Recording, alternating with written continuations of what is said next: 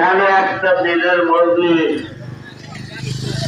এই দিনের মজলিসে যারা আসবে তাদের কদমে কদমে নেকি লেখা হবে, কদমে কদমে বডি কাটা যাবে। এই জন্য আমরা সবাই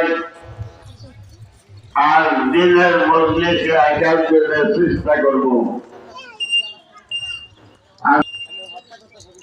এখানে ওয়াজ করবে